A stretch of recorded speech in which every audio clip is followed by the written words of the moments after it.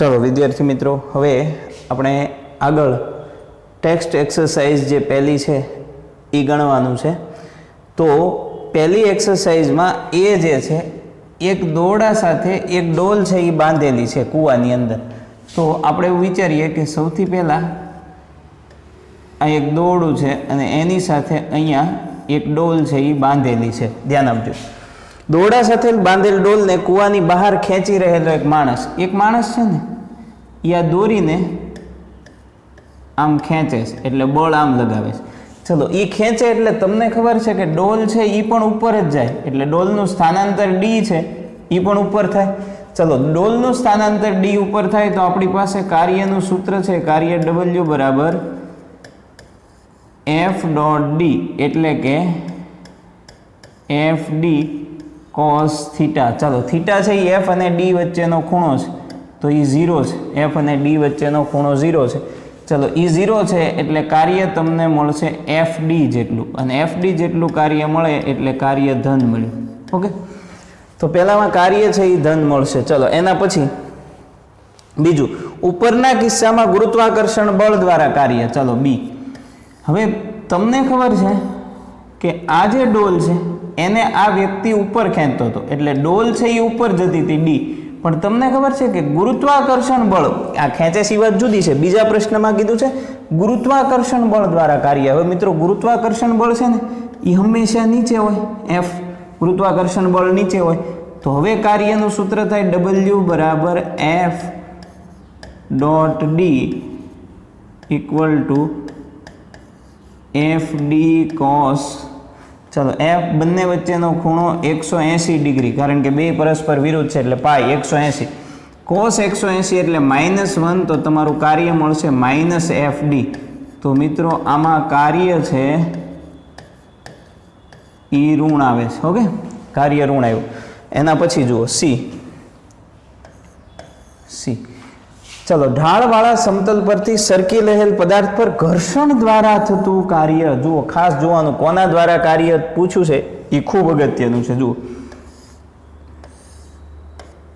આ ઢાળવાળી સપાટી છે, અહીંયા એક પદાર્થ પડ્યો છે। હવે આ પદાર્થ છે ને આમ નીચે સરકે છે, એટલે એનું સ્થાનાંતર છે એ તો નીચે થવાનું, પણ ઘર્ષણ દ્વારા કાર્ય એટલે તમારે ઘર્ષણ બળ કઈ બાજુ એ વિચારવું પડે। તો આમાં ઘર્ષણ બળ છે ને એ આમ વિરુદ્ધ હોય એફ, કારણ કે ઘર્ષણ બળ હંમેશા ગતિની વિરુદ્ધ હોય અને તમને ઘર્ષણ દ્વારા કાર્ય પૂછ્યું છે।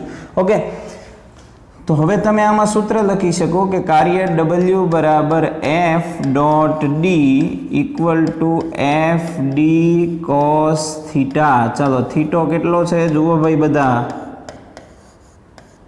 કારણ શું છે કે એફ અને ડી પરસ્પર વિરુદ્ધ હોય, ઘર્ષણ બળ હંમેશા ગતિની વિરુદ્ધ હોય, એટલે અહીંયા બે પરસ્પર વિરુદ્ધ છે એટલે ખૂણો 180 બને, બે પરસ્પર વિરુદ્ધ હોય એટલે ખૂણો 180 અથવા પાઈ હોય। કોસ પાઈની કિંમત થાય -1, તો -એફ ડી। તો આમાં કાર્ય ડબલ્યુ છે એ તમને કેવું મળશે, તો એ કાર્ય છે એ ઋણ મળશે। ઓકે, કાર્ય ઋણ મળશે। ચાલો, એના પછી ડી છે, ખરબચડી સપાટી પર અચળ વેગથી ગતિ કરતા પદાર્થ પર લગાડેલ બળ દ્વારા થતું કાર્ય। ચલો, અચળ વેગથી ગતિ કરતા પદાર્થ પર લગાડેલ બળ દ્વારા થતું કાર્ય, ખરબચડી સપાટી। ઓકે, જોતા જજો। તો હવે આપણે જોઈએ ડી। ચલો, હવે આ ખરબચડી સપાટી છે, આના ઉપર આપણે એક સબસ્ટન્સ મૂક્યો છે, એક પદાર્થ મૂક્યો છે। આ પદાર્થ પર લગાડેલ બળ, હવે આમાં છે ને એવું વિચારવાનું છે કે બળ આમ લાગશે એફ, અને એનું સ્થાનાંતર બળની દિશામાં જ થશે ડી, તો બે એક દિશામાં થાય છે, બે એક દિશામાં થાય તો હવે કાર્ય W equal to f dot D, so F D cos theta. ચલો, થીટા બે એક જ દિશામાં છે તો થીટા 0, કોસ 0ની કિંમત 1 થાય, તો કાર્ય ડબલ્યુ બરાબર એફ ડી જેટલું કાર્ય થયું, અને કાર્ય છે એ ધન આવે, બરાબર, એટલે આમાં કાર્ય છે એ ધન મળશે। ચલો, એના પછી ખૂબ અગત્યની વસ્તુ છે ઈ જે છે એ, તો ઈ માટે આપણે જોઈએ શું આન્સર આવશે। તો જુઓ, ઈ માટે આપણી પાસે સ્પેસ અહીંયા સે ધ્યાન આપી દો. ચલો ઈ આ દ્રઢ આધાર છે એની સાથે આપણે આ લોલક લગાવેલું છે. હવે શું થાય કે દોલન કરી રહેલા દોલક પર હવાના અવરોધક બળ અને ઘર્ષણ બળ હંમેશા ગતિની વિરુદ્ધ હોય. આ ક્લિયર રાખજો. ચલો આ છે ને એ ધારો કે આ લોલક છે એ આમ દોલન કરે તો એનું સ્થાનાંતર છે ને એ આમ હોય ડી. બરાબર, સ્થાનાંતર છે એ આપણે આવી રીતે લઈએ કે એનું સ્થાનાંતર આમ છે ડી. બરાબર, હવે અવરોધક બળ કે ઘર્ષણ બળ પૂછે ને હંમેશા ગતિની વિરુદ્ધ હોય. તો અવરોધક બળ હવા છે ને, તમને ખબર છે કે એકવાર લોલકને તમે દોલન આપી દો પછી ધીમે ધીમે એના દોલન નાના થતા જઈએ અને એ અટકી જાય. એનું કારણ શું છે કે હવા છે એ એની ઉપર ગતિની વિરુદ્ધ દિશામાં એક બળ લગાડે છે F, જેને અવરોધક બળ કહેવાય.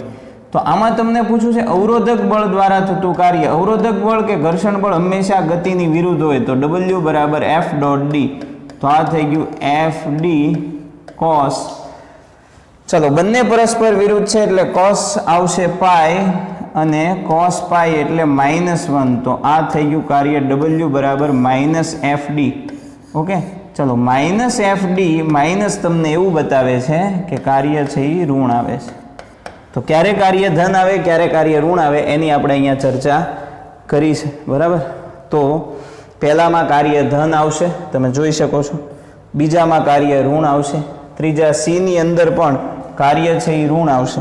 ચોથામાં કાર્ય ધન આવશે અને પાંચમામાં કાર્ય ઋણ આવશે. બરાબર, બહુ સિમ્પલ લોજિક છે, આમાં કાંઈ ખાસ બહુ વિચારવાનું છે નહીં. ચલો એના પછી ટેક્સ્ટ એક્સરસાઇઝ છે. ટેક્સ્ટ એક્સરસાઇઝની અંદર તમને ફોર્સ આપ્યું છે, બળ આપ્યું છે. ચલો બળ કેટલું આપ્યું છે એ હું અહીંયા લખું છું કે ભાઈ તમને એ લોકોએ કીધું છે કે બળ F બરાબર -I caret plus 2J caret. Okay, ચલો -I caret plus 2J caret plus 3K caret. ચલો આ તમને F ફોર્સ આપ્યું છે. પછી જુઓ એ જે કંઈ હોય Z અક્ષ પર 4 મીટરના અંતર પર ગતિ કરતા પદાર્થ બળ દ્વારા થતું કાર્ય, પદાર્થના બળ દ્વારા. ચલો આ ગતિ કરતા પદાર્થ પર બળ દ્વારા થતું કાર્ય Z અક્ષ પર 4 મીટરના અંતરે, Z અક્ષ પર 4 મીટરના અંતરે એટલે આપણે એને લખશું સ્થાનાંતર D બરાબર 4. Z અક્ષ એટલે ત્યાં આપણે લખશું K કેપ. ઓકે, હવે થતું કાર્ય W બરાબર આપણી પાસે સૂત્ર છે કે બળ F ડોટ ડી. ચાલો ફોર્સ F છે -I caret plus 2J caret plus 3K caret. Okay, dot D છે એ છે 4K કેરેટ. હવે I નો ગુણાકાર, J નો ગુણાકાર, K ના સહગુણકનો ગુણાકાર, પણ આમાં ખાલી K જ છે એટલે K નો જ ગુણાકાર થશે. આમાં બીજામાં I J નથી. ચલો 4 ગુણ્યા 3 એટલે તમારો જવાબ આવશે 12 જૂલ. તો કાર્ય તમને 12 જૂલ મળશે. ઓકે ફ્રેન્ડ્સ, પછી આગળ વધીએ તો ખૂબ અગત્યની વસ્તુ છે. જુઓ, એક કોસ્મિક ના પ્રયોગમાં ઇલેક્ટ્રોન અને પ્રોટોન મળે છે. ઇલેક્ટ્રોનની ગતિ ઉર્જા 10 કિલો ઇલેક્ટ્રોવોલ્ટ અને પ્રોટોનની ગતિ ઉર્જા 100 કિલો ઇલેક્ટ્રોવોલ્ટ છે. ચાલો મિત્રો આપણે પહેલા લખી નાખીએ.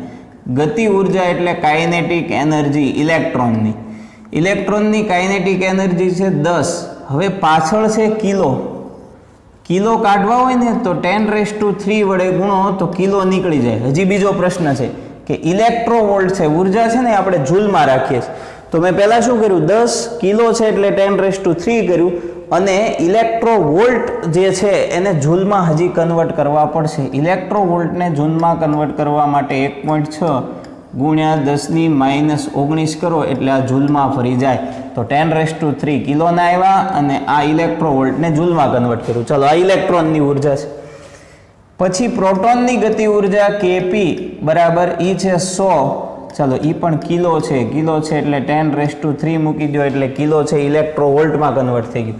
અને ઇલેક્ટ્રોવોલ્ટની કિંમત થશે 1.6 × 10⁻³ -19 જૂલ. ઓકે, હવે આ બંનેમાંથી કોણ વધારે ઝડપથી ગતિ કરશે? ચલો, બંનેની ગતિ ઉર્જા તમને આપેલી છે.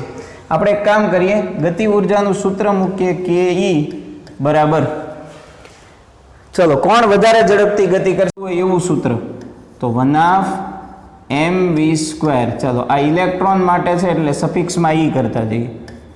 ચલો, kp બરાબર 1/mv², પણ આ પ્રોટોન માટે છે એટલે સફિક્સમાં p કરીએ.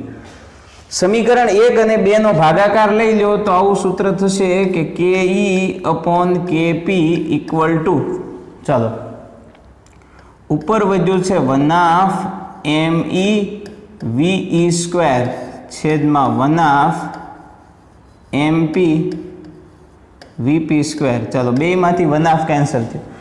mp ને સામે જવા દો તો ke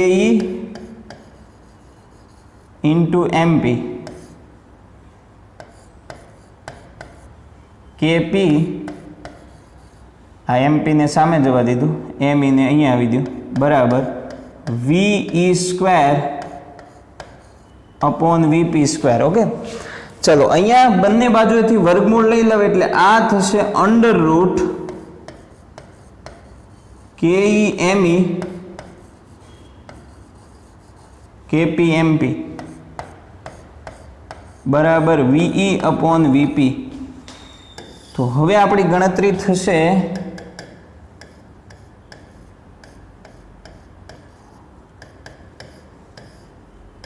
ચલો, ve/vp બરાબર √ ke, ખાસ ધ્યાન આપજો, ke અહીંયા છે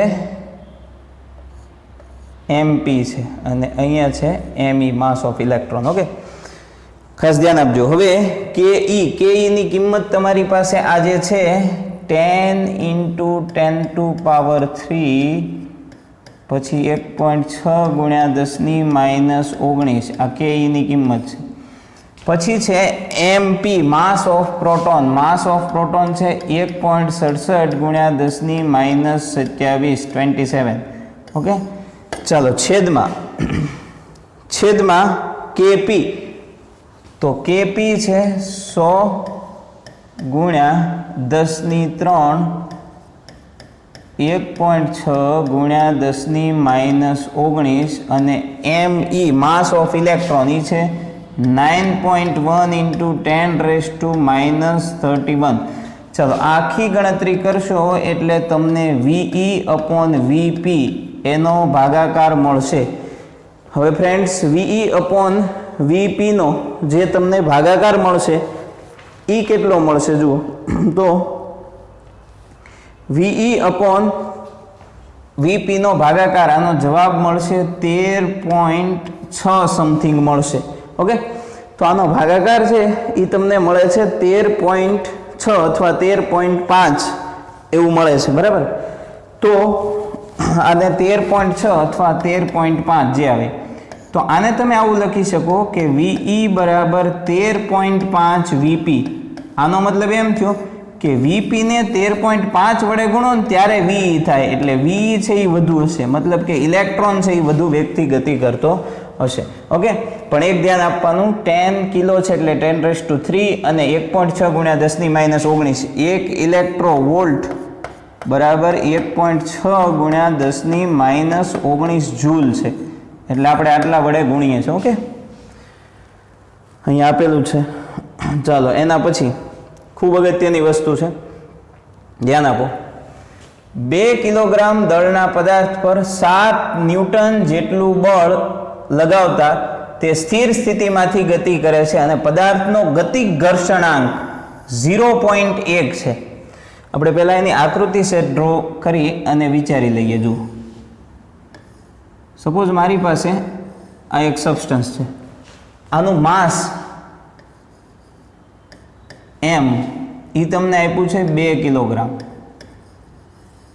ચલો, 2 કિલોગ્રામ દળનો પદાર્થ છે, એના ઉપર 7 ન્યૂટન જેટલું બળ સમક્ષિતિજ દિશામાં લાગે છે, એટલે આપણે અહીંયા વિચારીએ કે F બરાબર 7 ન્યૂટન. ખાસ ધ્યાન આપજો મિત્રો.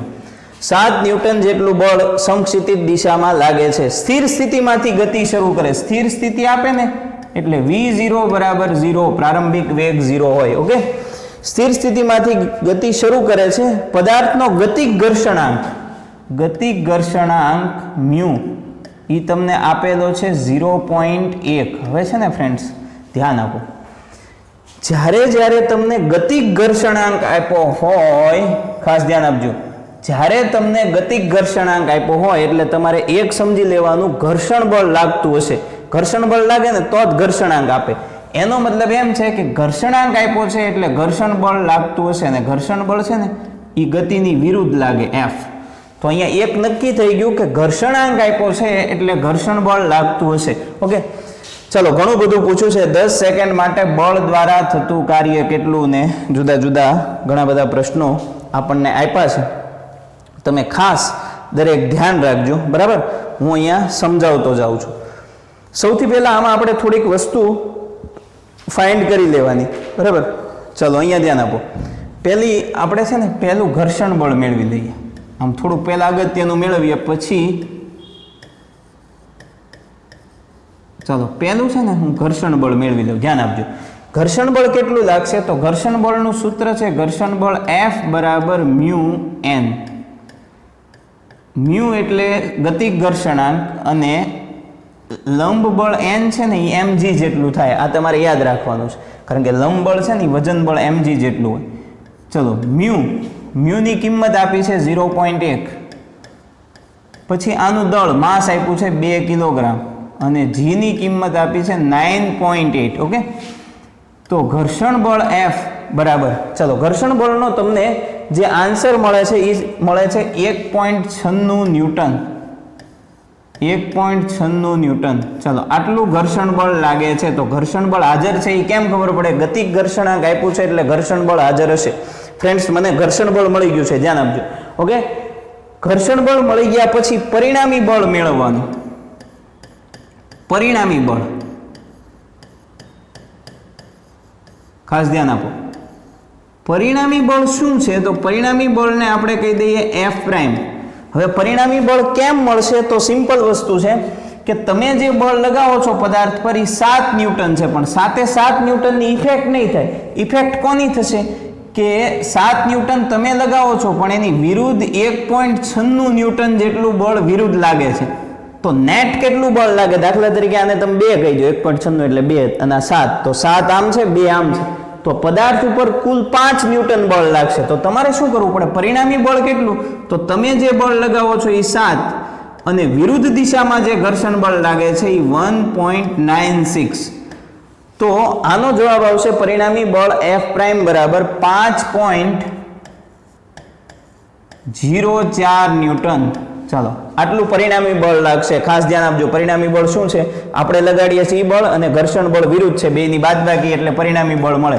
દાખલા તરીકે મારી પાસે એક સબસ્ટન્સ છે, હું એને 7 ન્યૂટન બળ આમ લગાવું, પણ સામે ઘર્ષણ બળ એની આમે 1.96 હોય તો મારા 7ની અસર ન થાય. કેટલી થાય? તો 7 હું લગાવું છું અને 1.96 સામે, તો 7 માંથી 1.96 બાદ કરવાના. મેં ગયા લેક્ચરમાં કીધું હતું, બે બળ પરસ્પર વિરુદ્ધ હોય તો મોટામાંથી નાનું બાદ કરવાનું. ચલો, પરિણામી બળ આ મળી ગયું. હવે તમારે મેળવવો પડે પ્રવેગ. પદાર્થમાં પ્રવેગ કેટલો ઉત્પન્ન થશે? ધ્યાન આપજો. તો પ્રવેગ માટે તમારે કયું બળ લેવાનું? તમે ભલે 7 ન્યૂટન લગાવો છો પણ સામે ઘર્ષણ બળ છે એટલે પદાર્થ ઉપર તો પરિણામે નેટ ફોર્સ તો આટલું જ લાગે છે. નેટ ફોર્સ એટલું લાગે છે એટલે તમારે F બરાબર ma સૂત્ર મૂકવાનું, પણ F ની જગ્યાએ નેટ ફોર્સ પરિણામી બળ મૂકવાનું. ચલો, પરિણામી બળ મૂકો તો પ્રવેગ A બરાબર F પ્રાઇમ અપોન m, આ સામે જાય એટલે ચલો F પ્રાઇમ છે 5.04 છેદમાં માસ 2 કિલોગ્રામ. ચલો, માસ 2 કિલોગ્રામ આવ્યું છે. તો હવે તમારો આન્સર કેટલો આવે છે? તો પ્રવેગ તમને મળશે 2.52 મીટર પ્રતિ સેકન્ડ. ચલો, 2.52 મીટર પ્રતિ સેકન્ડ થઈ ગયું. હવે જોઈએ એના પછી, જો આ બધી હજી એક્સ્ટ્રા વસ્તુ જ મેળવું છું, ઘર્ષણ બળ મેળવું, પરિણામી બળ મેળવું, પ્રવેગ મેળવું. હવે પદાર્થ કાપેલું અંતર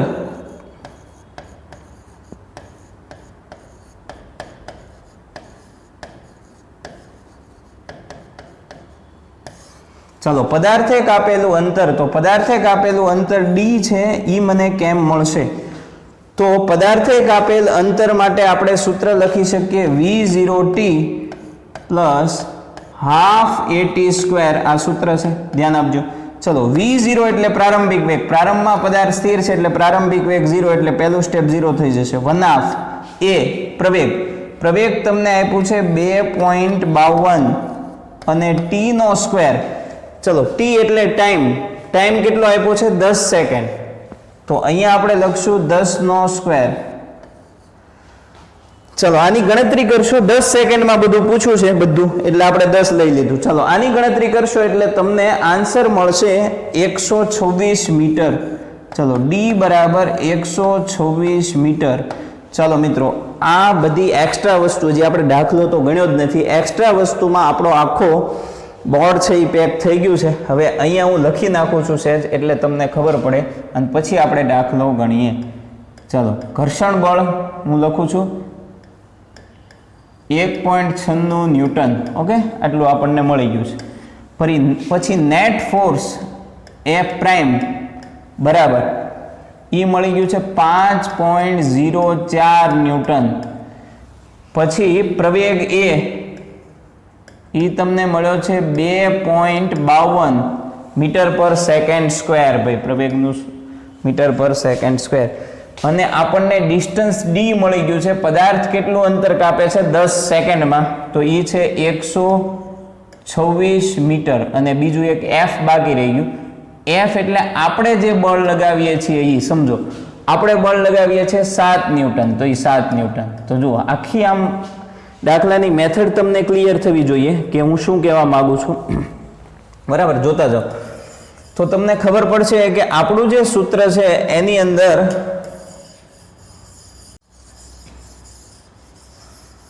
ચાલો હવે આપણી આકૃતિ ઉપરથી તમને ખબર પડે છે કે બળ આમ લાગે છે, ઘર્ષણ બળ વિરુદ્ધ છે. આટલી માહિતી તમને મળી ગઈ. ચલો, આટલી માહિતી મળ્યા પછી આપણે આપણો દાખલો ગણવાની શરૂઆત કરીએ. ભાઈ, તો આપણા દાખલાની શરૂઆતમાં પહેલું છે 10 સેકન્ડમાં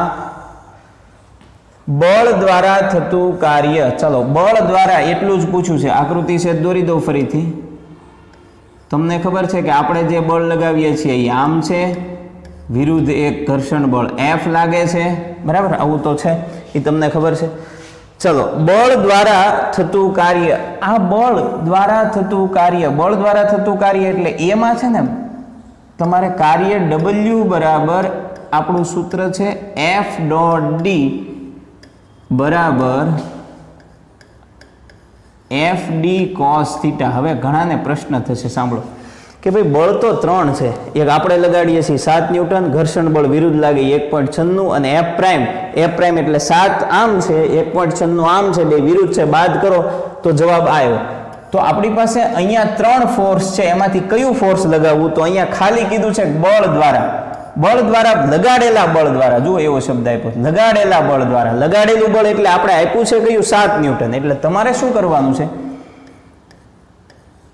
કે આ 7 ડી તો 126 મળેલું છે, એ મૂકી દેવાનું છે 126. ચલો, કોસ, હવે આ છે ને એનું સ્થાનાંતર આમ જ થશે, બળની દિશામાં. સ્થાનાંતર બળની દિશામાં જ થાય એટલે આ 0 થશે. ચલો, આની ગણતરી કરશો 7 ગુણ્યા 126, તો 7 ગુણ્યા 126 એટલે એનો જવાબ આવશે 882 જૂલ. એટલે પહેલું કાર્ય તમને મળી ગયું 882 જૂલ. ઓકે, ચલો પછી બી જોતા જજો ભાઈ, ખાસ ધ્યાન આપજો. ચલો, બીમાં શું કીધું છે કે 10 સેકન્ડ માટે ઘર્ષણ બળ દ્વારા થતું કાર્ય. ચલો, ઘર્ષણ બળ દ્વારા થતું કાર્ય એટલે W બરાબર F.D. તો તમને ખબર પડી કે પહેલા લગાડેલું બળ હતું, હવે ઘર્ષણ બળ એટલે સ્મોલ f આવશે. તો આ થઈ ગયું small FD cos theta. Okay, ચલો, સ્મોલ f તરીકે તમારે લેવાનું છે ઘર્ષણ બળ. કેટલું છે? 1.96. ડી સ્થાનાંતર 126 જ લેવાનું ભાઈ કાયમ, એમાં કાંઈ ફેર નહીં કરવાનો. ચલો, ગુણ્યા ખૂણો cos. ચલો, cos, તમને ખબર છે કે સ્થાનાંતર આમ થાય છે અને ઘર્ષણ બળ હંમેશા ઘર્ષણ બળ વિરુદ્ધ હોય એટલે ખૂણો 180 એટલે પાઈ બને. અને આની કિંમત આવશે cos પાઈ એટલે -1 અને આખી ગણતરી કરશો એટલે -247 જૂલ. Okay, -247 joule. હવે સી જોતા જજો. પહેલા શું આવ્યું? કુલ બળ F આવ્યું, પછી ઘર્ષણ બળ સ્મોલ f આવ્યું. હવે 10 સેકન્ડ માટે પદાર્થ પર લાગેલ કુલ બળ દ્વારા થતું કાર્ય, કુલ બળ કયું છે?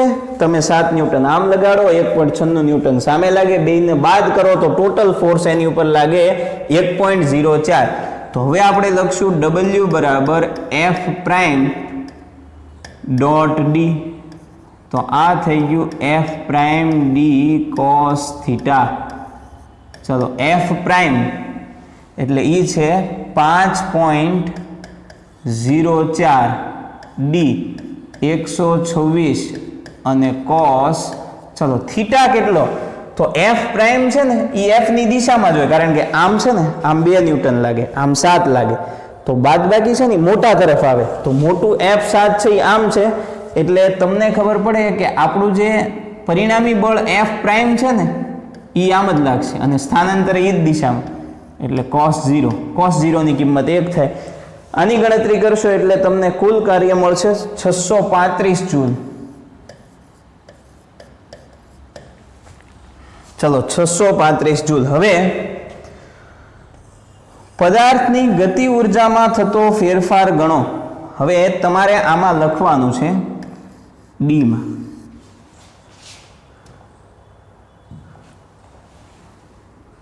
કે કાર્ય ઉર્જા પ્રમેય મુજબ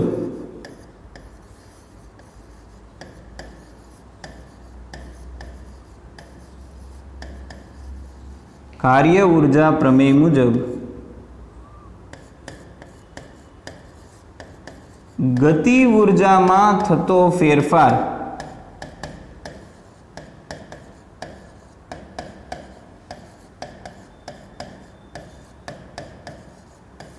કુલ કાર્ય જેટલો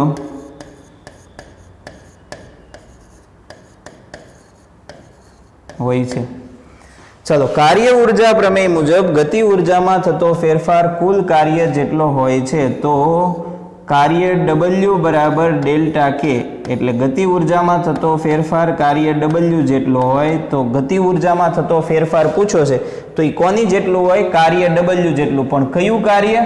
કુલ કાર્ય. ચલો, કુલ કાર્ય એટલે કુલ બળ દ્વારા જે મળ્યું હોય ને કુલ કાર્ય હોય. આ લગાડેલા બળ દ્વારા મળ્યું, આ ઘર્ષણ બળ દ્વારા મળ્યું, અને આ ત્રીજું જે મળ્યું ને સી, એ કુલ બળ દ્વારા મળ્યું. તો કુલ બળ દ્વારા તમને કેટલું કાર્ય મળ્યું? 635 જૂલ.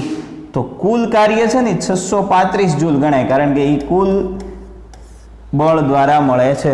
તો આપણો દાખલા નંબર એક્સરસાઇઝનો દાખલા નંબર 2 હતો. ફરીથી એક વખત તમે રિપીટ કરી લેજો એટલે તમને ખ્યાલ આવશે. ચાલો, પછી 13મો દાખલો છે.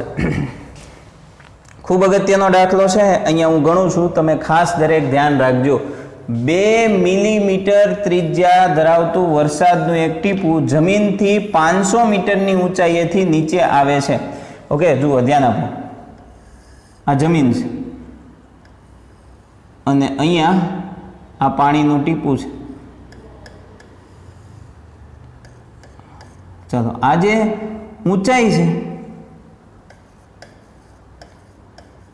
એ છે 500 મીટર. 500 મીટર ઊંચાઈથી પાણીનું ટીપું નીચે આવે છે. તે પોતાની ઊંચાઈથી અડધી ઊંચાઈએ નીચે આવે, એટલે અડધી ઊંચાઈ એટલે ધારો કે અહીંયા આવે, અહીંયા આવે એટલે ઉપર 250,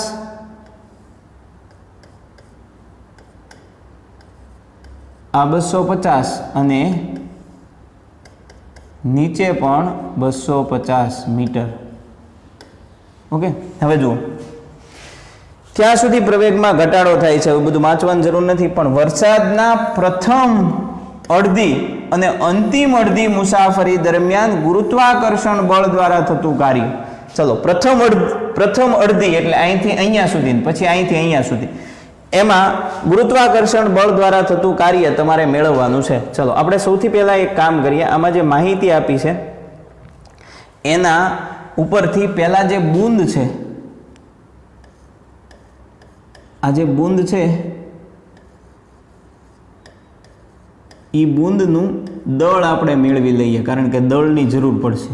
હવે દળ માટે આપણી પાસે સૂત્ર છે m બરાબર રો ઇન્ટુ વી. રો એટલે ઘનતા, વી એટલે કદ.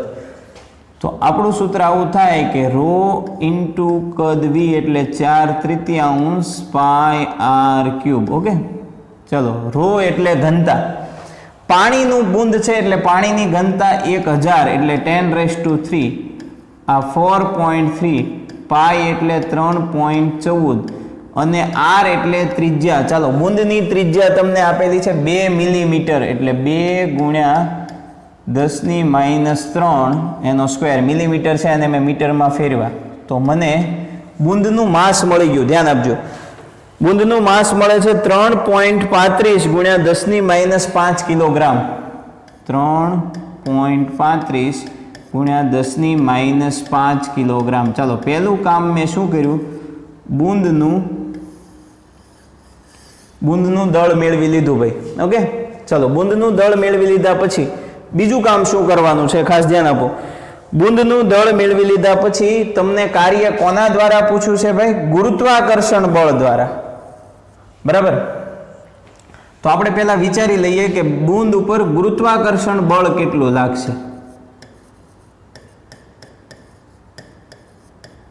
ગુરુત્વાકર્ષણ બળ બૂંદ ઉપર કેટલું લાગશે, કારણ કે ગુરુત્વાકર્ષણ બળ દ્વારા થતું કાર્ય મેળવવાનું છે. ઓકે, ગુરુત્વાકર્ષણ બળ માટે આપણે સૂત્ર લખીએ F બરાબર mg. તો m એટલે આનું દળ આપણને અહીંયા મળ્યું છે 3.35 × 10⁻5 અને g ની કિંમત છે 9.8 ફ્રેન્ડ્સ. તો ગુરુત્વાકર્ષણ બળ તમને મળશે, આનું કેલ્ક્યુલેશન કરશો એટલે તમને ગુરુત્વાકર્ષણ બળનો આન્સર મળશે 3.28 × 10⁻⁴. 3.28 × 10⁻⁴ ન્યૂટન. ઓકે, ચલો, આ ગુરુત્વાકર્ષણ બળ મળી ગયું. હવે ગુરુત્વાકર્ષણ બળ છે ને એ આમ નીચે હોય F, અને આ પદાર્થ છે ને એ ખસે છે નીચે જ. પહેલું એ નક્કી રાખજો. તો મેં ગુરુત્વાકર્ષણ બળ મેળવી લીધું. હવે મને જે પૂછ્યું છે એની ગણતરી મારે કરવી પડે. ચલો, મને શું પૂછ્યું છે એ આપણે જોઈ લઈએ. તો આપણને પહેલો મુદ્દો એણે એમ પૂછ્યો છે કે પ્રથમ અડધી મુસાફરી દરમિયાન ગુરુત્વાકર્ષણ બળ દ્વારા થતું કાર્ય. એટલે પહેલું આપણે મેળવીએ પ્રથમ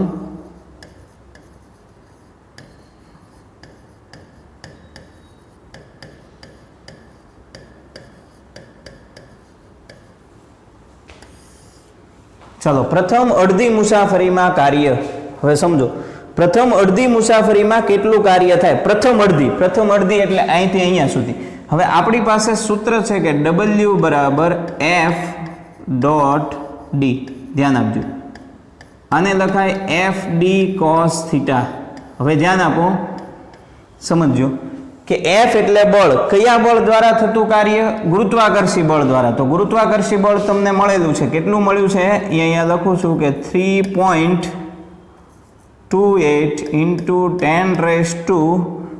10⁻⁴. મેં દળ પહેલા મેળવી લીધું, પછી લાગતું ગુરુત્વાકર્ષણ બળ મેળવી લીધું. ચાલો, -4.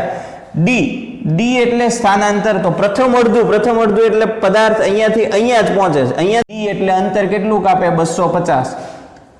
તો 250 cos 0 આવશે. શું કરવા? સમજો કે આ બળ F નીચે લાગશે. બળ F છે એ કઈ સાઈડ લાગશે? નીચે લાગશે, અને એનું સ્થાનાંતર પણ નીચે થશે. તો આની ગણતરી કરશો એટલે તમને પ્રથમ અડધામાં જે કાર્ય મળે એને આપણે કહી દઈએ W1. પ્રથમ અડધી મુસાફરી એટલે અહીંથી અહીંયા સુધી. ચલો, પ્રથમ અડધી મુસાફરીમાં મને જે કાર્ય મળે છે એ કાર્યની કિંમત છે 0.082 જૂલ. આ ગણતરી કરશો એટલે તમારો આન્સર આવશે 0.082 જૂલ. ઓકે, ચાલો, આ પ્રથમ અડધી મુસાફરીમાં કાર્ય મળ્યું. હવે આપણે બીજું જોઈએ. પ્રથમ અડધી મુસાફરીમાં કાર્ય મળ્યું, એવી રીતે જોઈએ બીજી અડધી મુસાફરી.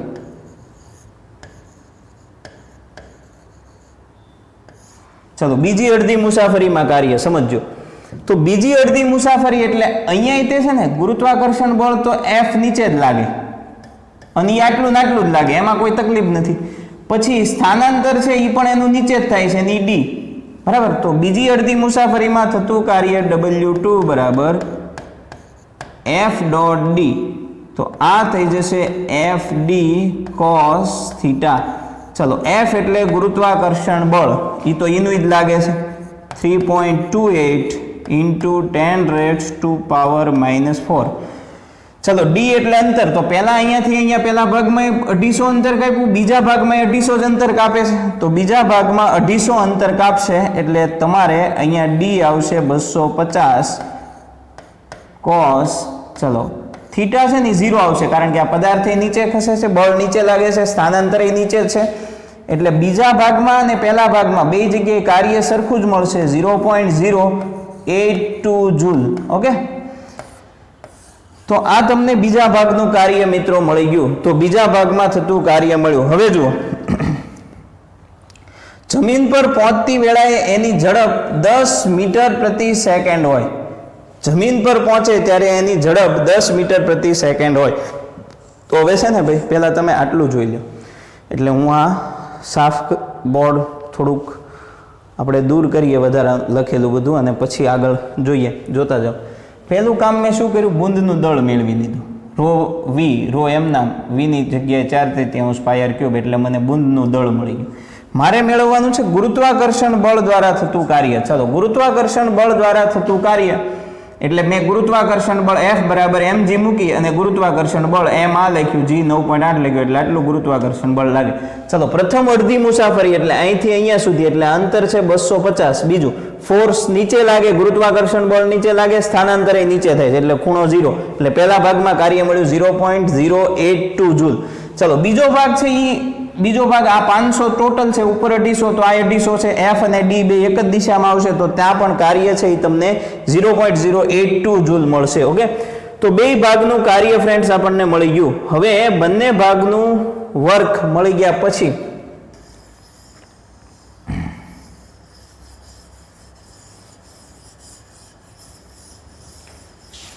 ચલો, બંને ભાગનું કાર્ય મળી ગયું. હજી તમને આ બધી માહિતી તો છે જ, સમજજો. હવે તમને શું કીધું છે એ આપણે જોઈએ. તો અહીંયાથી જ્યારે એ પદાર્થ મુક્ત થાય ત્યારે એનો પ્રારંભિક વેગ v0 બરાબર 0 હોય, એ ફાઇનલ વસ્તુ છે. જ્યારે એ પદાર્થ અહીંયા જમીન ઉપર પહોંચે ત્યારે એનો અંતિમ વેગ v બરાબર 10 થઈ જાય છે, એવું રકમમાં કીધું છે. તો સંપૂર્ણ મુસાફરી દરમિયાન અવરોધક બળ દ્વારા થતું કાર્ય. હવે જુઓ ભાઈ, આ પદાર્થ નીચે આવે ને તો અવરોધક બળ છે ને એ ઉપર હોય. અવરોધક બળ હંમેશા ગતિનો વિરોધ કરે, અવરોધનું કામ કરે. તો પદાર્થ નીચે આવે છે તો ગુરુત્વાકર્ષણ બળ છે ને પદાર્થને નીચે લાગે, અને અવરોધક બળ છે એ ઉપર લઈ જાય. તો અવરોધક બળ દ્વારા કેટલું કાર્ય થશે એ તમારે મેળવવાનું છે. ચલો, આપણે કાર્ય ઉર્જા પ્રમેયનો ઉપયોગ કરીએ.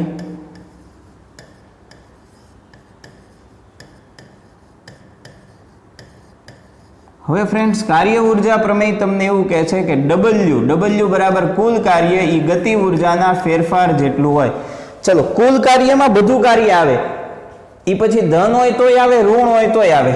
હવે અહીંયા છે ને W એટલે જે કાર્ય છે એમાં આપણે બે કાર્ય લખશું. અહીંયા હું લખું છું, જુઓ. એક તો ગુરુત્વાકર્ષણ બળ દ્વારા થતું કાર્ય,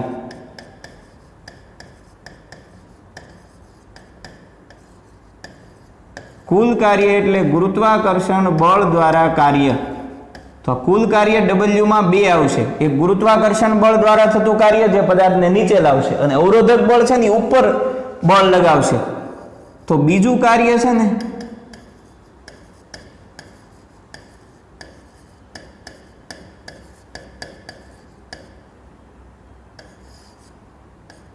બરાબર, એ ગતિ ઉર્જાના ફેરફાર જેટલું હોય. ગતિ ઉર્જાનો ફેરફાર એટલે અંતિમ ગતિ ઉર્જા kF માઇનસ પ્રારંભિક ગતિ ઉર્જા ki. હવે આમાં બે ભાગ અત્યાર સુધી છે ને આપણે બે ભાગ લીધા, ઉપરનો ભાગ, નીચેનો ભાગ. હવે આમાં છે ને તમારે એક કામ કરવાનું, ટોટલ ગણી લેવાનું. તો તમને ખબર છે ગુરુત્વાકર્ષણ બળ દ્વારા ઉપરના ભાગમાં કાર્ય કેટલું થાય, તો 0.082 જૂલ. હમણાં આપણે મેળવ્યું છે 0.082 જૂલ, બરાબર. આવડવા બીજા ભાગમાં ઉપરના ભાગમાં 0.0 0.082 જૂલ અને નીચેનો જે ભાગ બીજો છે એમાંય કાર્ય તમને કેટલું મળ્યું હતું 0.082 જૂલ. તો ટોટલ કાર્ય બે ભાગનું થઈ અને ટોટલ કાર્ય કેટલું થાય છે 0.164 જૂલ. ઓકે, તો અહીંયા છે ને ગુરુત્વાકર્ષણ બળ દ્વારા જે કાર્ય છે એમાં આપણે લખીએ 0.164. હવે સળંગ લઈ લેવાનું, આખું બે ભાગ કાઢી નાખીએ. તો ગુરુત્વાકર્ષણ બળ દ્વારા થતા કાર્ય આપણે બે મેળવ્યા છે, પહેલા અડધા ભાગમાં, બીજા અડધા ભાગમાં, બેયનો સરવાળો મેં અહીંયા લખ્યો. પ્લસ અવરોધક બળ દ્વારા થતું કાર્ય તો તમારે મેળવવાનું છે. જુઓ, એટલે અવરોધક બળ દ્વારા થતા કાર્યને આપણે કહી દઈએ WR. R એટલે રેઝિસ્ટન્સ, અવરોધક બળ દ્વારા થતું કાર્ય બરાબર. kF એટલે ગતિ ઉર્જા, અંતિમ ગતિ ઉર્જા. અંતિમ ગતિ ઉર્જા એટલે 1/mvf² માઇનસ 1/mvi². આ અંતિમ વેગ, આ પ્રારંભિક વેગ. જોતા જો, તો 0.164 પ્લસ વર્ક અવરોધક બળ વડે ઇક્વલ ટુ 1/2. ચલો, m એટલે દળ, પદાર્થનું દળ તમને હમણાં આપણે લખેલું હતું, મેળવું છે બરાબર. તમે હવે એ તો તમને ખબર છે કે હમણાં મેળવું છે 3.35 ગુણ્યા 10⁻5. 3.35 ગુણ્યા 10⁻5. ઓકે, ચલો vf એટલે અંતિમ વેગ. અંતિમ વેગ એટલે છે ને આને તમારે પ્રારંભિક કહેવાનું અને અહીંયા આવે ત્યારે અંતિમ. અહીંયા આવે ત્યારે વેગ કેટલો છે 10, એટલે અહીંયા થશે 10નો વર્ગ. ચલો, માઇનસ કરીને આ સ્ટેપ આવશે, પણ આ સ્ટેપનો આન્સર 0 થશે. હું તમને સમજાવી દઉં, કારણ કે vi એટલે પ્રારંભિક વેગ. પ્રારંભિક વેગ બુંદનો 0 છે, એટલે અહીં 0 નો સ્ક્વેર 0 ના બધું ગુણાય એટલે પછીનું સ્ટેપ 0 થશે, એટલે એ લખવાની જરૂર નથી. ચલો, આની કેલ્ક્યુલેશન કરી અને WR ને સૂત્રનો કરતા બનાવી દો. આ કિંમત છે ને આ ગુણાકાર કરવાનો છે અને આ કિંમતને સામે જવા દેવાની છે. તો WR બરાબર અવરોધક બળ દ્વારા થતું કાર્ય તમને મળશે -0.163 જૂલ. ઓકે, આટલું કાર્ય મળે, સમજો. ચાલો, એના પછીનો પ્રશ્ન છે 2 કિલોગ્રામ દળના એક પદાર્થ પર, એક કણ પર આટલા ન્યૂટનનું બળ લાગે છે. એટલે તમને બળ F આપેલું છે 3i પ્લસ 4j, આટલું બળ લાગે છે. હવે આ કણની સ્થિતિ આટલા મીટરથી આટલા મીટર થાય છે. તો આપણે એક કામ કરીએ, આ જે છે ને એનું પ્રારંભિક સ્થાન છે. પ્રારંભિક સ્થાનને આપણે કહી દઈએ R1, પ્રારંભિક સ્થાન અથવા સ્થાન સદિશ. આમ તો સ્થાન સદિશ, તો પ્રારંભિક સ્થાન સદિશ 2i પ્લસ k. ઓકે, અંતિમ સ્થાન સદિશ R2 બરાબર. ચલો, અંતિમ સ્થાન સદિશ છે 4i પ્લસ 3j, 3 છે અને પ્લસ k. ઓકે, તો આ તમને R1 અને R2 બે વસ્તુ તમને આપેલી છે. હવે R1 અને R2 બે વસ્તુ આપી છે, તો આ છે ને એ પ્રારંભિક સ્થાન છે. હવે આને તમે પ્રારંભિક સ્થાન સદિશ, આપણે સદિશ બોલશું. આ છે અંતિમ સ્થાન સદિશ. હવે મારે કાર્ય મેળવવાનું છે. નીટ PMT નો 50મો પ્રશ્ન છે આપણા મોડ્યુલનો, અને 2013માં નીટમાં પૂછાયેલો છે. બહુ સિમ્પલ પ્રશ્ન છે, તમને બધાને ખ્યાલ આવશે હમણાં. જુઓ, પહેલું તમારે એ કામ કરવું પડે કે સ્થાનાંતર D બરાબર, સ્થાનાંતર એટલે અંતિમ સ્થાન માઇનસ પ્રારંભિક સ્થાન. આ સ્થાનાંતર D થાય, એ તો આપણને ખબર છે. ચલો, અંતિમ સ્થાન એટલે R2 માઇનસ પ્રારંભિક સ્થાન એટલે R1. ચલો, અંતિમ સ્થાન R2 એ છે 4i plus 3j plus k minus R1 પ્રારંભિક સ્થાન છે 2i પ્લસ k. ચલો, બાદ કરો ત્યારે i વાળું બાદ કરવાનું. ચલો, i વાળું બાદ કરો એટલે 4 માંથી 2 જાય તો 2i. પછી આમાં 3 આમાં જે વાળું છે જ નહીં એટલે 3 જે એમ નામ, કારણ કે એમાંથી કઈ બાદ નહીં થાય. ઓકે, ચલો આ 1k છે માઇનસ આ 1k છે એટલે એ થઈ જશે 0k. આ તમને સ્થાનાંતર ડી મળ્યું. તો સ્થાનાંતર માટે તમારે શું કરવાનું? અંતિમ સ્થાન માઇનસ પ્રારંભિક સ્થાન કરવાનું. ચલો સ્થાનાંતર ડી મળી ગયું. હવે આપણે લખીએ કાર્ય W બરાબર F ડોટ ડી, આપણું સૂત્ર છે. ચલો ફોર્સ F એ તમને આપ્યું છે 3i caret plus j caret dot D 2i caret plus 3j caret plus 0k caret. Okay, ચલો i નો ડોટ ગુણાકાર કરો, j નો ડોટ ગુણાકાર કરો તો આ 3 2 આરે ગુણાય એટલે એ થઈ જશે. આ 1 છે એ 3 આરે ગુણાય એટલે 3, બરાબર. અહીંયા કાંઈ નથી એટલે 1 હોય, 1 આ 3 આરે ગુણાય એટલે 3. આમાં જે k વાળું નથી આમાં નથી, તો આ 6 ને 3 9 જૂલ. તો આપણું કાર્ય છે 9 જૂલ. ઓકે, એમાં કાંઈ છે નહીં. સ્થાનાંતર મેળવવાનું, પહેલાં R1 જે છે R1 એને કહી દેવાનું પ્રારંભિક સ્થાન R1 અને આને કહી દેવાનું અંતિમ સ્થાન R2. પછી R2 અંતિમ સ્થાનમાંથી પ્રારંભિક સ્થાન બાદ કરો, એ સ્થાનાંતર થયું D, અને પછી F ડોટ ડી સૂત્ર મૂકી દેવાનું. ઓકે, એના પછી જુઓ. હવે આમાં મારે કાંઈ તમને કહેવાની જરૂર નથી. ચલો આ છે ઈ છે બળ F. હમણાં જે મેં દાખલો ગણાવ્યો એવો જ છે એટલે હું ગણાવતો નથી, ખાલી હિન્ટ આપી દઉં. આ બળ F આ બિંદુથી, એટલે આ બિંદુને આપણે કહી દઈએ પ્રારંભિક સ્થાન R1. આ બિંદુથી આ બિંદુ સુધી જાય છે. તો આ બિંદુ સુધી જાય તો આ બિંદુ છે એ છે R2. તો હવે તમારે સ્થાનાંતર D બરાબર R2 માઇનસ R1 કરી દેવાનું અને પછી W બરાબર F ડોટ ડી મૂકી દેવાનું. સેમ આની પહેલાનો જે દાખલો જોયો એવો, એ 2013માં પૂછાયો હતો, આ નીટમાં 2016માં પૂછાયો છે અને 3 વર્ષ પછી સેમ એવો જ દાખલો છે. એટલે 59મો જે દાખલો છે એ આ 50માં દાખલા જેવો મેં જે ગણાવ્યો છે એ જ મુજબ ગણવાનો છે. 59 દાખલા નંબર PMT. ચલો એના પછી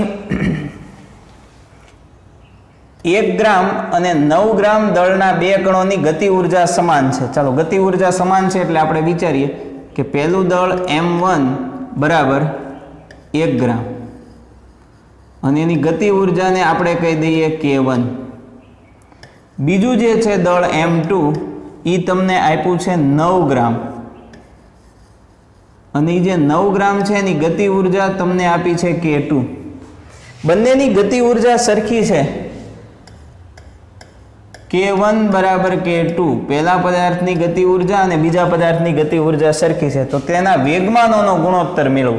ચલો આપણે એક કામ કરીએ કે K1 વેગમાન વાળું ગતિ ઉર્જાનું સૂત્ર મેળવીએ. તો ગતિ ઉર્જા K1 બરાબર આપણી પાસે ગતિ ઉર્જાનું સૂત્ર છે p²/2m. હવે K1 હોય તો અહીંયા P1 અહીંયા M1 બરાબર. આમાંથી P1 ને સૂત્રનો કરતા બનાવી દો તો P1² બરાબર આ સામે જશે એટલે 2m1K1. તો P1 બરાબર અહીંયાથી વર્ગમૂળ બે બાજુ કાઢી નાખો 2m1K1. ચલો આવું નવું સૂત્ર હું બીજા માટે લખું તો બીજા માટે શું લખાય? K2 બરાબર P2²/2m2. ઓકે, P2² ને આમાં હું સૂત્રનો કરતા બનાવી દઉં તો અહીંયા વધશે P2², આ સામે જાય એટલે 2K2m2. બે બાજુથી વર્ગમૂળ લઈ લો એટલે P2 બરાબર √2K2m2. ચાલો આને કહી દો સમીકરણ નંબર 1, આને કહી દો સમીકરણ નંબર 2. ચલો હવે તમારે મેળવવાનું છે શું? વેગમાનોનો ગુણોત્તર. વેગમાનોનો ગુણોત્તર એટલે સમીકરણ 1 ભાગ્યા સમીકરણ 2 કરો. ચલો સમીકરણ 1 ની ડાબી બાજુ એટલે P1, 2 ની ડાબી બાજુ એટલે P2 બરાબર √1 ની જમણી બાજુ એટલે 2m1K1 છેદમાં √2m2K2. ઓકે, તો હવે આ બંનેને રૂટ છે એ એક લખી નાખું 2m1K1 1/2 m2k2. ચલો ફ્રેન્ડ્સ ધ્યાન આપજો. હવે આપણો જે આન્સર છે એમાં આ 2 કેન્સલ થયું. બીજું k1 k2 બે સરખા છે એટલે k1 k2 કેન્સલ થઈ જાય. તો આ તમને આન્સર મળ્યો √m1 એટલે પહેલું દળ છે 1 ગ્રામ, ગ્રામમાં જ રાખો. ચલો છેદમાં m2 બીજું દળ છે 9 ગ્રામ. તો 1 નું વર્ગમૂળ 1 અને 9 નું વર્ગમૂળ 3. તો તમારો આન્સર છે C 1/3. ઓકે, ચાલો એના પછી આગળ જોઈએ. બહુ મસ્ત મજાનો પ્રશ્ન છે, ધ્યાન આપો. 1 કિલોગ્રામ દળનો એક બોમ્બ 100 મીટર પ્રતિ સેકન્ડની ઝડપથી ઉધ્વ દિશામાં ફેંકવામાં આવે છે. બરાબર, અમે અહીંયા ધ્યાન આપો. આ એક બોમ્બ છે. આ બોમ્બનું દળ છે એવું આપણે વિચારીએ કે અત્યારે આનું દળ m બરાબર 1 કિલોગ્રામ છે. ઓકે, 1 કિલોગ્રામ દળ છે. આને 100 મીટર પ્રતિ સેકન્ડ અને ઉપર ફેંકવામાં આવે છે, અને ઉપર ફેંકવામાં આવે છે ત્યારે એનો વેગ v0 બરાબર 100 મીટર પ્રતિ સેકન્ડના વેગથી ઉપર ફેંકવામાં આવે છે. 5 સેકન્ડ બાદ તે બે ભાગમાં વહેંચાઈ જાય છે. હવે છે ને, ધારો કે 5 સેકન્ડ પછી એ અહીંયા પહોંચે છે. હવે અહીંયા પહોંચ્યા પછી એનો બ્લાસ્ટ થાય છે, અને બ્લાસ્ટ થાય પછી બે ભાગમાં વહેંચાઈ જાય છે. બરાબર, બે ભાગમાં વહેંચાઈ જાય છે. અહીંયા પહોંચ્યા પછી એનો બ્લાસ્ટ થાય એટલે એના બે ભાગ પડે, બે ટુકડા થાય. જુઓ,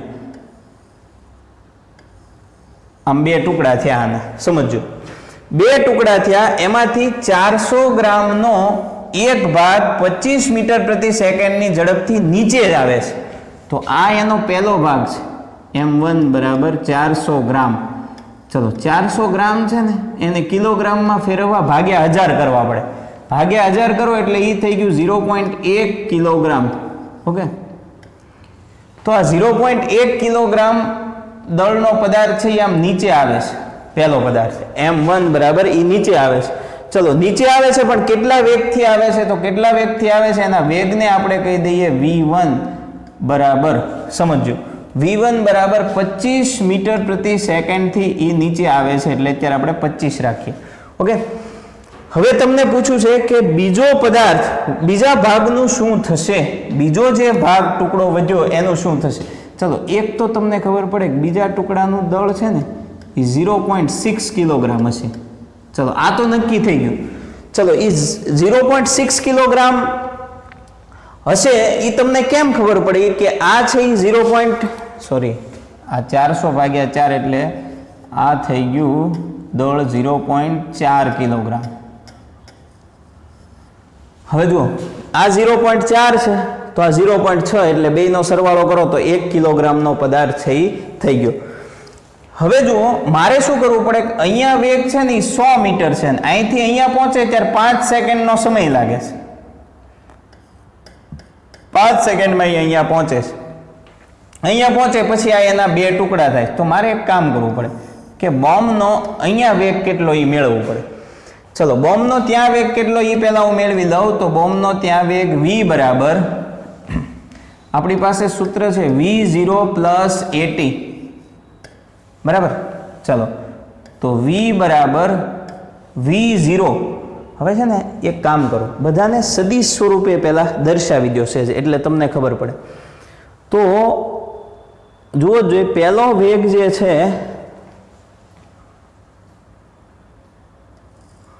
આ જે વેગ છે ને 100 મીટર પ્રતિ સેકન્ડ v0 એ છે ને ઉપર તરફ છે. તો v0 બરાબર 100 એ ઉપર તરફ છે. ઉપર તરફની અક્ષને આપણે છે ને ધન y અક્ષ કહીશું, અને નીચે તરફની અક્ષ હોય ને એને આપણે ઋણ y અક્ષ કહીશું. આ યાદ રાખો. તો આ ઉપર તરફ જાય છે, ઉપર તરફ એટલે ધન y, અને ધન y હોય ને તો જે કેપ આવે. આ છે ને 25, એ 25 થી નીચે આવે છે. નીચે આવે એટલે ઋણ y, અને ઋણ y આવે ને એટલે આગળ માઇનસ મૂકવું પડે અને પાછળ મૂકવું પડે જે કેપ. ચાલો આટલું થઈ ગયું. હવે આમાં હું કિંમત મૂકું તો આ થઈ ગયું 100 જે કેપ. ચલો પછી તમને એક ખબર હશે કે જ્યારે કોઈ પદાર્થ ગુરુત્વાકર્ષણની વિરુદ્ધ દિશામાં ગતિ કરે ત્યારે એમાં ઉત્પન્ન થતો પ્રવેગ એ છે ને -g જેટલો હોય, એટલે -g જે કેપ ઇન્ટુ સમય. ચલો સમય આપ્યો છે 5, તો આ થઈ ગયું 100 જે કેપ માઇનસ આની કિંમત છે 9.8 ગુણ્યા 5 જે કેપ, તો આ એપ્રોક્સિમેટ 10 ગુણ્યા 5 એટલે 50. આ બાદ કરો એટલે તમને આ વેગ v બરાબર મળ્યો 50 જે કેપ. તો અહીંયા જ્યારે બોમ્બ છે ત્યારે એનો વેગ કેટલો છે 50 જે કેપ. હવે વેગમાન સંરક્ષણના નિયમનો ઉપયોગ કરું.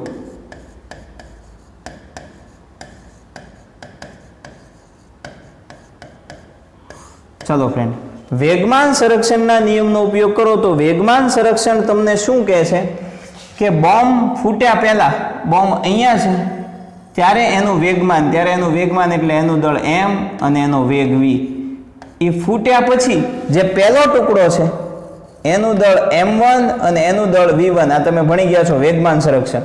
તો પહેલો ટુકડો m1 એનું દળ m1 અને એનું વેગમાન v1 પ્લસ બીજો ટુકડો m2 અને એનું દળ v2, m2 અને એનો વેગ v2. આ થાય તો આ બોમ્બ મેઇન છે એનું વેગમાન બરાબર પહેલા ટુકડાનું વેગમાન વત્તા બીજા ટુકડાનું વેગમાન. વેગમાન એટલે દળ અને વેગનો ગુણાકાર. દળ અને વેગનો ગુણાકાર. તો બોમ્બ માટેનું ઉદાહરણ એવું છે કે બોમ્બ છે એ ફૂટે એ પહેલા એનું વેગમાન mv બોમ્બનું વેગમાન, પછી આ પહેલા ટુકડાનું વેગમાન વત્તા બીજા ટુકડાનું વેગમાન. જેટલા ટુકડા થાય એ બધાના વેગમાનનો સરવાળો કરો તો બોમ્બનું વેગમાન મળે.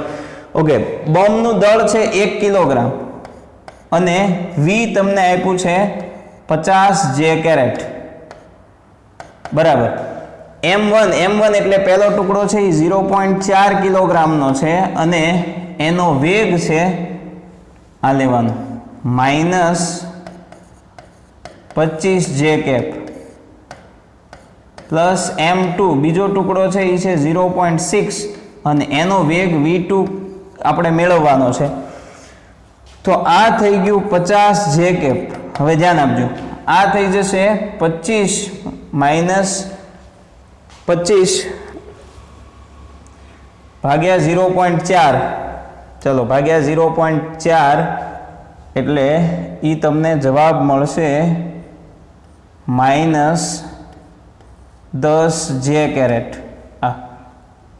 Plus 0.6 v2. ઓકે, ચલો -10 જે કેપ છે એ આ બાજુ જાય તો +10 થાય, તો 50 વત્તા 10 એટલે 60 જે કેપ બરાબર 0.6 v2 આવું મળશે.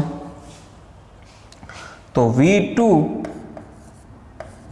બરાબર આને સામે જવા દો તો 60 જે કેપ છેદમાં 0.6. તો આ આવ્યું 100. હવે પ્લસ આવ્યું એટલે જો પ્લસ વાય હોય ને તો પ્લસ જે ઉપર અને માઇનસ વાય હોય તો માઇનસ જે આવે. ચલો આમાં જવાબ આવ્યો પ્લસ જે એટલે બીજો ટુકડો છે એ પ્લસ જે એટલે ઉપર તરફ જશે, પણ કેટલા વેગથી જશે 100 થી. તો તમારો જવાબ બીજો છે 100 મીટર પ્રતિ સેકન્ડની ઝડપથી બીજો ટુકડો છે એ ઉપર જશે. ચલો એના પછી આ વેગમાન વાળો દાખલો છે PMT નો 14મો પ્રશ્ન છે બરાબર. 97-98 માં પૂછાયેલો છે. ચલો આ પ્રશ્ન સેમ કોની જેવો છે એ તમને કહી દઉં છું. તો અહીંયા આપણે 7મો MCQ જોયો છે. સેમ 7મા MCQ ની જે ગણતરી છે એ જ ગણતરી 14મા MCQ ની છે. તો PMT નો 7મો MCQ મેં ગણાવ્યો એ પ્રમાણે તમારે ગણવાનું છે બરાબર. PMT નો જે 7મો MCQ છે એ મુજબ જ આની ગણતરી છે, એટલે આ મારે કરાવવાની જરૂર નથી. ઓકે, એના પછી આ તો દાખલો થઈ ગયેલો છે બરાબર. 16મો દાખલો છે એ આપણે ગયા લેક્ચરમાં કરી નાખેલો છે. ચલો એના પછી આ ખૂબ અગત્યનો દાખલો છે. આમાં થોડીક ભૂલ એ છે કે 0.5 કિલોગ્રામ દળ છે, 0.05 નહીં 0.5 કિલોગ્રામ. ચાલો આ દાખલો પહેલા સમજો. આ એક સંખ્યા રેખા છે. અહીંયા x ની કિંમત 0 છે અને અહીંયા x ની કિંમત 2 છે. સમજો એક પદાર્થ આમાં વચ્ચે કોઈ એક જગ્યાએ એક પદાર્થ છે અને એ પદાર્થ છે એ ગતિ કરે છે. ચાલો હવે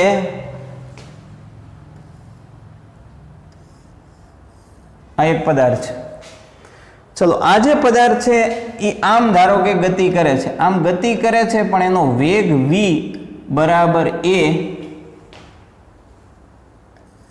x⁻².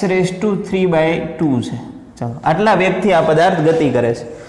એની કિંમત છે એ 5 છે, એટલે આમાં હું એની કિંમત 5 મૂકી દઉં તો આ કિંમત મને મળે 5x⁻². ઓકે, આ 5 છે. હવે x બરાબર 0 થી x બરાબર 2 સુધી સ્થાનાંતર દરમિયાન કુલ બળ દ્વારા થતું કાર્ય કેટલું હશે? ચાલો x બરાબર 0 થી x બરાબર 2 સુધીમાં કાર્ય કેટલું થશે સમજો. x બરાબર 0 થી x બરાબર 2 સુધીમાં કાર્ય કેટલું થશે?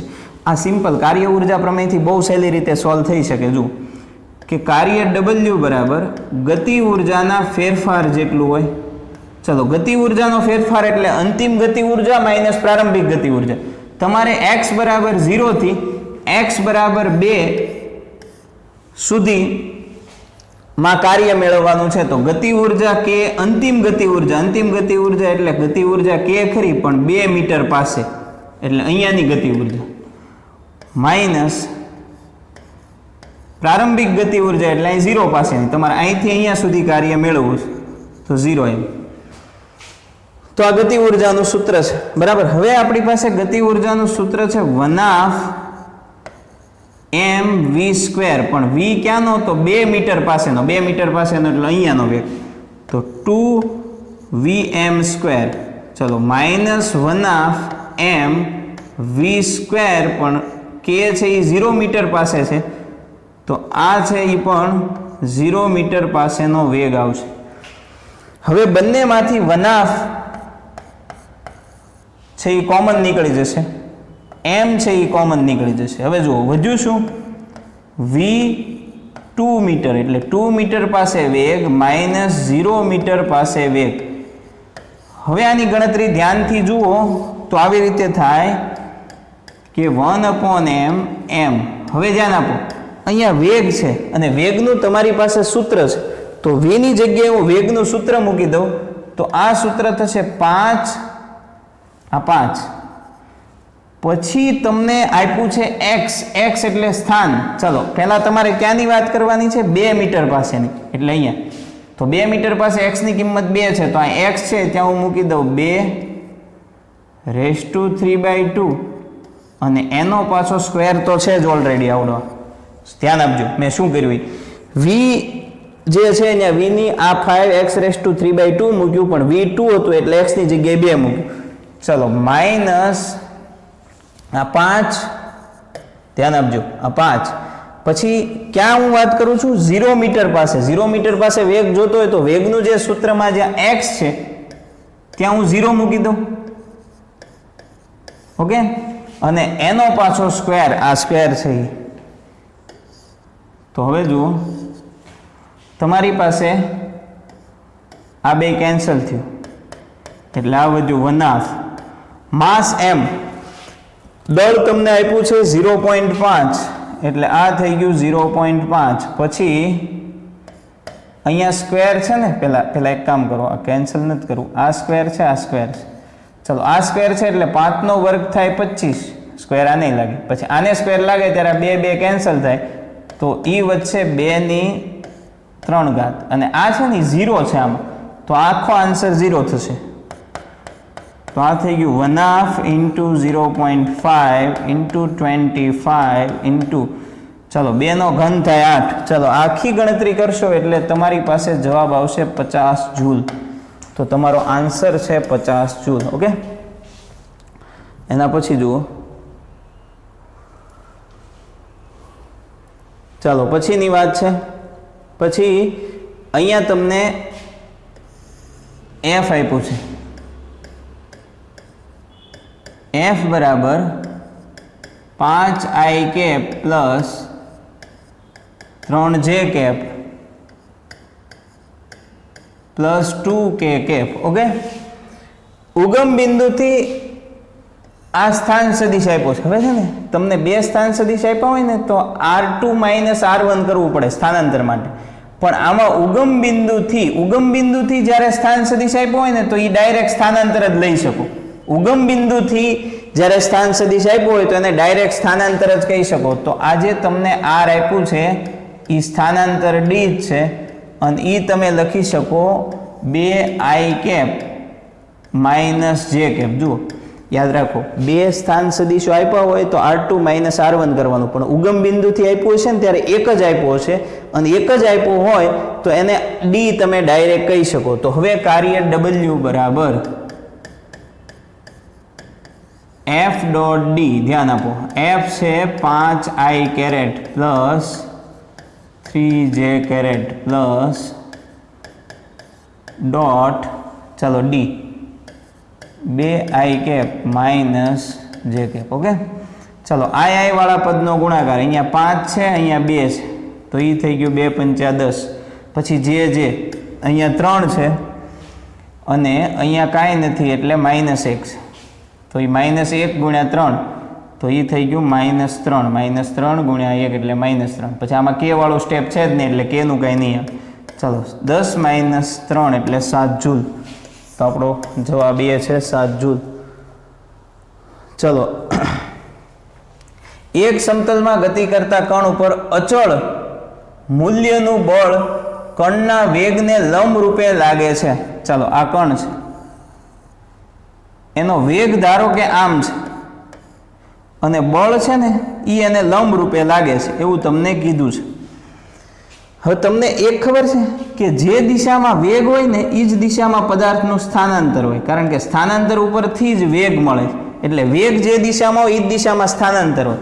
હવે જો વેગ અને બળ બે લંબ હોય તો સ્થાનાંતર અને બળ છે ને એ પણ લંબ થાય, વેગની દિશામાં સ્થાનાંતર હોય, આ નક્કી કરો. તો હવે તમે કાર્ય W બરાબર આવું લખી શકો કે F ડોટ D બરાબર FD cos થીટા. ચલો, FD cos થીટા, થીટા છે એ 90 થશે.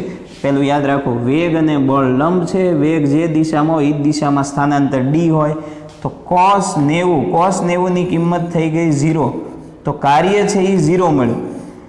તો કાર્ય 0, તો કાર્ય 0 હોય એવો ઓપ્શન આમાં છે નહીં. ચાલો, કાર્ય 0 હોય એવો ઓપ્શન નથી, તો તમને ખબર પડે કે ભાઈ કાર્ય W છે એ કાર્ય ઉર્જા પ્રમેય મુજબ કાર્ય ગતિ ઉર્જાના ફેરફાર જેટલું હોય. તો અહીંયા તમે 0 મૂકી દો તો ગતિ ઉર્જાનો ફેરફાર ડેલ્ટા કે કાર્ય જેટલો હોય, પણ કાર્ય 0 છે એટલે ગતિ ઉર્જાનો ફેરફાર 0. ચલો, ગતિ ઉર્જાનો ફેરફાર કેમ મળે? તો અંતિમ ગતિ ઉર્જા kF માઇનસ પ્રારંભિક ગતિ ઉર્જા ki બરાબર 0. તો kF બરાબર ki આવું થશે. એનો મતલબ એમ થયો કે અંતિમ ગતિ ઉર્જા અને પ્રારંભિક ગતિ ઉર્જા સરખી હશે. ચાલો, અંતિમ ગતિ ઉર્જા અને પ્રારંભિક ગતિ ઉર્જા સરખી હોય તો ગતિ ઉર્જા અચળ રહે છે, એવો તમારો આન્સર આવશે. ચાલો, પછી SLP સેલ્ફ લર્નિંગમાં 1 માર્કનો પ્રશ્ન છે, 9મો પ્રશ્ન છે.